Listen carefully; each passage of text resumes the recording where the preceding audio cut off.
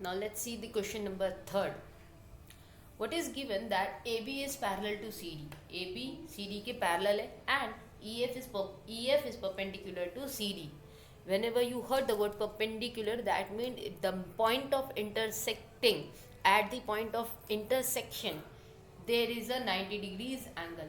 EF है ना, EF पे ही खाली consider करो.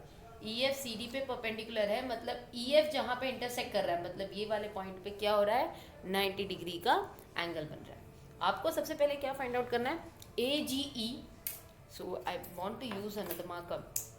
First we have to find AGE, this one. एक तो हमें ये फाइंड करना है. Then GEF, then we have to find this one. And then FGE, this one. Okay, तो ये FGE के बारे में तो हम बाद में कर लेंगे. For now we'll just consider to this. अब यहाँ पे देखो, I am making an like this. Okay, if you see this AB and CD is parallel and GE becomes its transversal. दोनों को देखो, दो पॉइंट पे इंटरसेक्ट कर रही है ना.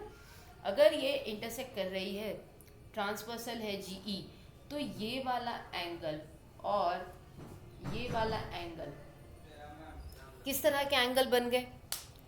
सी, एक इस तरफ है, एक इस तरफ है, और अंदर की तरफ. That means it becomes alternate interior angle. और अल्टरनेट इंटीरियर एंगल की प्रॉपर्टीज़ में क्या है कि वो इक्वल हो जाते हैं.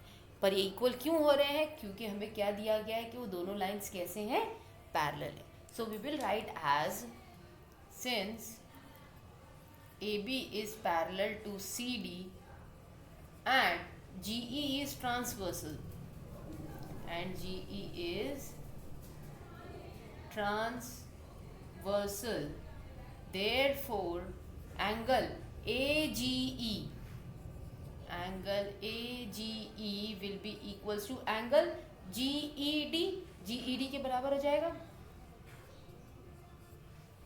करेक्ट. इसका रीजन लिखेंगे हम, क्या लिखेंगे, that it is alternate interior angle. I am writing in short, you please mention it properly. Alternate interior angle. Then हमें AGE ही फाइंड करना है. और GED की वैल्यू देखेंगे ना अगर हम, तो हमें वो गिवन है 126. सो हम क्या लिखेंगे, therefore angle AGE is equals to 126.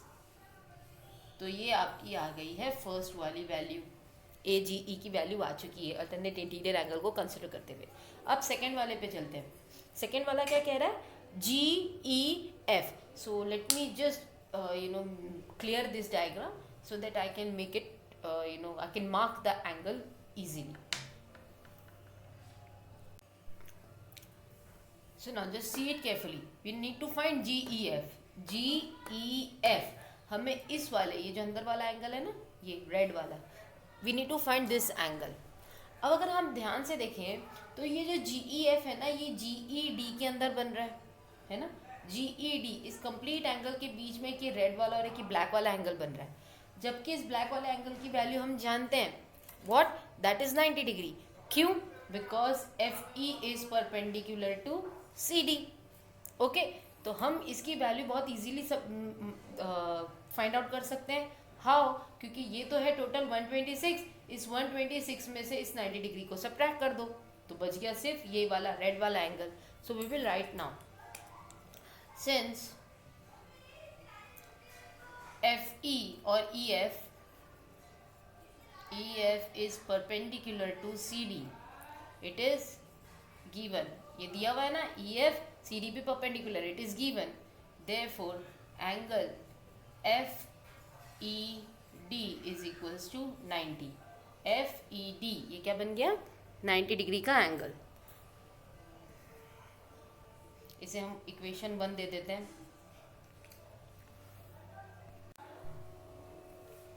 ये तो हमने FED की वैल्यू निकाल दी. अब लिखेंगे सिंस एंगल GED, ये बड़ा वाला जो एंगल है ना, let me just make it with the blue marker, GED. Now we are talking about this angle. इसमें दो एंगल हैं, एक तो है ये रेड वाला छोटा सा और एक ये ब्लैक वाला. So what is the name of this red one? That is angle GEF plus angle, what is the black one? FED. Okay, GED ये हमें ऑलरेडी दे रखा है 126. GEF ये हमें फाइंड आउट करना है, so will keep it like this. और FED we have just found out as 90 degree, so we will write 90 degree. और ये क्यों आया 90 degree? Because it's comes from 1. Okay, अब हम क्या करेंगे? Now we need the value of GEF, तो 90 डिग्री को हम वहाँ भेज देते हैं. So 126 minus 90 is equals to angle GEF. तो क्या हो जाएगी एंगल GEF की value? GEF is equals to, जो सब्ट्रैक्ट 126 में से 90 को सब्ट्रैक्ट करेंगे, you will get as 36. Okay, so this will be our answer for the GEF. अब हमने GEF भी निकाल दिया. Okay, now comes for the FGE. So now we are going to find the value of FGE. अब इसके बहुत सारे method हैं. FGE को आप बहुत सारे तरीके से फाइंड आउट कर सकते हैं. फर्स्ट, किस तरह से आप क्या कर सकते हैं? हम इसे एक तो ले लेंगे, इसका लीनियर पेयर लिया जा सकता है. ओके, एक तो हम इसका लीनियर पेयर से लिया जा सकता है. सेकेंड, लीनियर पेयर से लेने की बजाय दूसरा तरीका क्या है कि ये भी 90 डिग्री है. क्यों 90 डिग्री है? क्योंकि ये इंटीरियर एंगल में जा रहे हैं ना. देखो ये 90 डिग्री है तो ये भी 90 डिग्री होगा. को इंटीरियर एंगल, तो ये 90 तो डेफिनेटली ये भी 90 होगा. Then sum of angles of a triangle 180. इन दोनों को ऐड करके सब्ट्रैक्ट करेंगे तो इसकी वैल्यू मिल जाएगी.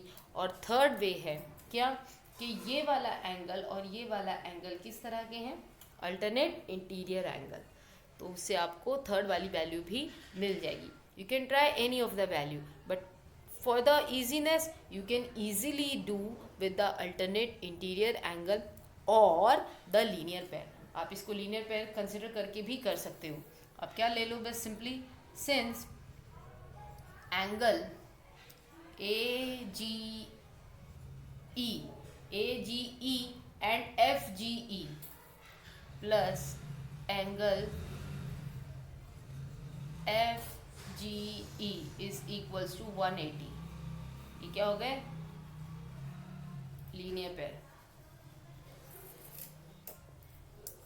AGE इसकी वैल्यू अभी हमने जस्ट निकाली है. AGE is 126 plus angle FGE is equals to 180. 126 को यहाँ पे लेके चले जाएंगे तो क्या हो जाएगा? Subtract. So angle FGE is equals to 126 minus 180 minus 126. Therefore angle FGE will be equals to 54 degree. Let me write it clearly. 54 degree. So this is our final answer. Okay, now we have got the value of FGE also.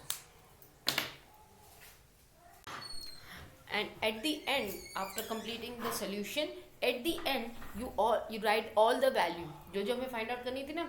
तो हम लिखेंगे AGE is equals to 126, GEF is equals to 36 and FGE is equals to 54. जो हमें find out करना था वो conclusion में नीचे आंसर्स में एक बार आप फिर से उसे लिख लेंगे. ऑलराइट.